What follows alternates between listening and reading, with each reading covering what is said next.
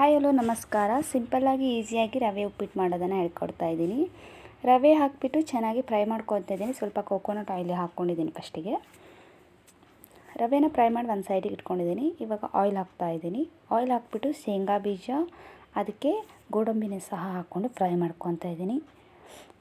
ಅದನ್ನು ಫ್ರೈ ಮಾಡಿ ಸಪ್ರೇಟಾಗಿ ತೆಗೆದಿಟ್ಕೊಳ್ತಾ ಇದ್ದೀನಿ. ಮತ್ತು ಅದಕ್ಕೆ ಸಾಸಿವೆ ಮತ್ತು ಒಂದು ಮೆಣಸಿನ್ಕಾಯಿ ಮತ್ತು ಜೀರಿಗೆ 1 ಸ್ಪೂನು, ಆಮೇಲೆ ಕಡಲೆಬೇಳೆನ ಸಹ ಹಾಕ್ಕೊಳ್ತಾ ಇದ್ದೀನಿ. ಒಗ್ಗರಣೆ ಎಲೆಯನ್ನು ಹಾಕ್ಕೊಳ್ತಾ ಇದ್ದೀನಿ.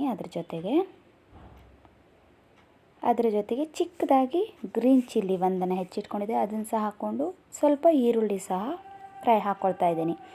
ಅದರ ಜೊತೆಗೆ ಹಸಿರು ಬಟಾಣಿನ ತೊಗೊಂಡಿರೋದು ಫ್ರೆಶ್ ಆಗಿ ಅದನ್ನು ಹಾಕ್ಕೊಳ್ತಾ ಇದ್ದೀನಿ. ನೀವು ಬೇಕಾದ್ರೆ ನೆನೆಸಿಟ್ಕೊಂಡು ಬೇಕಾದ್ರೂ ಹಾಕ್ಬೋದು. ಅದಕ್ಕೆ ಸ್ವಲ್ಪ ಅರಿಶಿನ ಪುಡಿ ಹಾಕ್ಕೊಂಡು ರವೆನ ಫ್ರೈ ಮಾಡಿ ಇಟ್ಕೊಂಡಿದ್ನಲ್ವ, ಅದನ್ನು ಇದಕ್ಕೆ ಆ್ಯಡ್ ಮಾಡ್ತಾಯಿದ್ದೀನಿ. ಅದ್ರ ಜೊತೆಗೆ ಸ್ವಲ್ಪ ನೀರನ್ನು ಆ್ಯಡ್ ಮಾಡ್ತಾಯಿದ್ದೀನಿ. ನೀರನ್ನು ಆಲ್ರೆಡಿ ಕುದಿಸಿ ಇಟ್ಕೊಳ್ಳಿ, ಬಿಸಿ ನೀರನ್ನು ಅದಕ್ಕೆ ಹಾಕ್ಕೊಳ್ಳಿ. ಇವಾಗ ರುಚಿಗೆ ತಕ್ಕಷ್ಟು ಉಪ್ಪನ್ನು ಸಹ ಹಾಕ್ಕೊಳ್ತಾ ಇದ್ದೀನಿ. ಇವಾಗ ರವೆ ಉಪ್ಪಿಟ್ಟು ರೆಡಿಯಾಗಿದೆ. ಅದಕ್ಕೆ ಆವಾಗ ಸಪ್ರೇಟಾಗಿ ತೆಗೆದಿಟ್ಕೊಂಡಿದ್ದಂತಹ ಗೋಡಂಬಿ ಮತ್ತು ಶೇಂಗಾ ಬೀಜನ ಹಾಕ್ಕೊಳ್ತಾ ಇದ್ದೀನಿ. ಅದ್ರ ಜೊತೆಗೆ ಚಿಕ್ಕದಾಗಿ ಹೆಚ್ಚಿಟ್ಕೊಂಡಿರುವಂತಹ ಕೊತ್ತಂಬರಿ ಸೊಪ್ಪನ್ನು ಸಹ ಆ್ಯಡ್ ಮಾಡಿ ಚೆನ್ನಾಗಿ ಮಿಕ್ಸ್ ಮಾಡ್ಕೊಂಡಿದ್ದೀನಿ.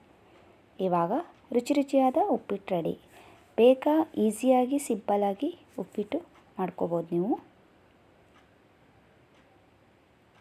ಇದ್ರ ಮೇಲೆ ಬೇಕಾದ್ರೆ ಕೊತ್ತಂಬರಿ ಸೊಪ್ಪನ್ನು ಬೇಕಾದ್ರೆ ಸ್ವಲ್ಪ ಆ್ಯಡ್ ಮಾಡ್ಕೊಳ್ಳಿ. ನಾನು ಮಾಡ್ಕೊಳ್ತಾ ಇದ್ದೀನಿ.